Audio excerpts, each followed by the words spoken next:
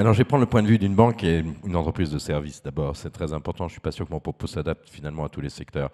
Mais quand on regarde finalement la valeur, l'actif principal, même s'il est intangible dans une entreprise de service aujourd'hui, c'est sa relation client. C'est la qualité, la densité et le nombre, évidemment, de ces relations clients. Donc cette question elle est essentielle, est une question finalement, la première question dans le stratégique. Et avec tout ce qui se passe autour de nous, les nouveaux acteurs qui rentrent sur nos métiers, on voit bien que l'enjeu stratégique, c'est conserver dans le long terme la relation directe avec ses clients. C'est toute notre intention, en fait, stratégique aujourd'hui. Et pour ça, donc, il faut qu'on prenne en compte, évidemment, ce que vous venez de dire, Frédéric, les attentes telles qu'elles sont aujourd'hui exprimées par nos clients. Alors, la première d'entre elles, elle est très, j'allais dire, classique, c'est que pour toute une catégorie de consommation de services bancaires, l'obligation que nous avons aujourd'hui, c'est de donner un accès à ces services de la manière la plus efficace, la plus facile, donc tout ça, c'est ce qu'on appelle la banque en ligne, si je puis dire. Et là, ça impose à tout le monde, à tous les acteurs, de créer des plateformes d'accès à leurs services, les plus efficaces, les meilleures. Tout le monde parle de l'expérience client. C'est un point essentiel à ce moment-là, sur cette partie-là de la gamme de services.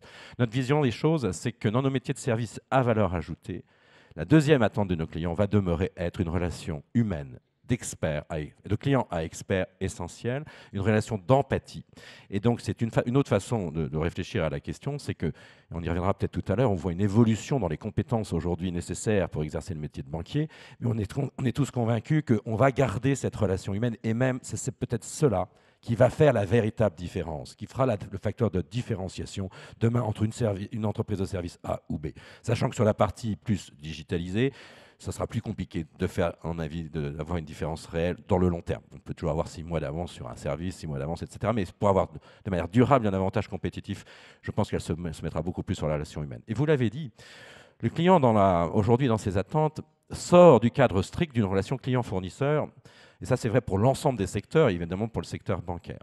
Et il nous questionne très clairement sur quelle est la contribution, et c'était un propos aussi que M. Pichard a fait, de l'entreprise à l'évolution positive du monde, et en particulier aux enjeux majeurs que le monde a adressés aujourd'hui, que sont le changement climatique et la réduction des inégalités sociales ou la réduction de la concentration des richesses.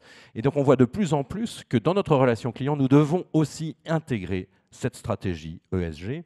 Société Générale, ce n'est pas le propos de ce matin, mais en fait, s'est engagée sur cette voie, en partie en environnement et maintenant sur l'inclusion sociale depuis très longtemps, et nous avons à continuer à le faire. C'est un propos très important parce qu'on est challengé tous les jours par l'ensemble des parties prenantes auxquelles nous avons affaire.